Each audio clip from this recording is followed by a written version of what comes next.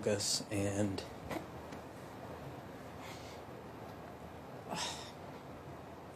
December 23rd, I lost my son to a heroin overdose. He was 27 years old. His name was Lee Lucas. He left his mom and I here, his younger brother, and more importantly, a 10-year-old beautiful daughter. He tried over and over to get into inpatient. So what you just said, you're not changing anything. That doesn't really make me feel all warm and fuzzy. He tried over and over. I've got a list here. He would call daily trying to get in, and nothing would cover him. And when he finally did get into an inpatient, he was in there for 2 weeks. And from what I understand, if he was under 18, he could have been in longer, maybe up to 6 months. Not changing, it doesn't really, it's not doing it for me.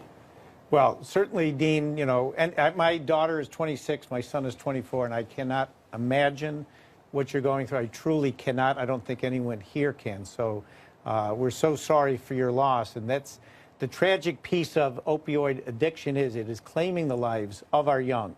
In a lot of cases, it's individuals that took painkillers that they weren't informed of how addictive they are. And then all of a sudden, being addicted, but they don't have a prescription, they switch to heroin. And in some cases, this heroin is laced with other synthetics that are way more powerful. So we are doing what we can. I can't speak to your individual situation with either your insurance carrier or the hospital. But what are you? But I'm serious, man. I don't. People are sitting on a white hot stove on this issue.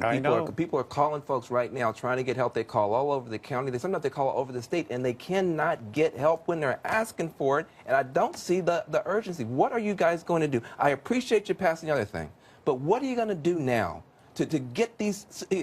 You got so much urgency for a wall, but people who are on this side of that wall need help.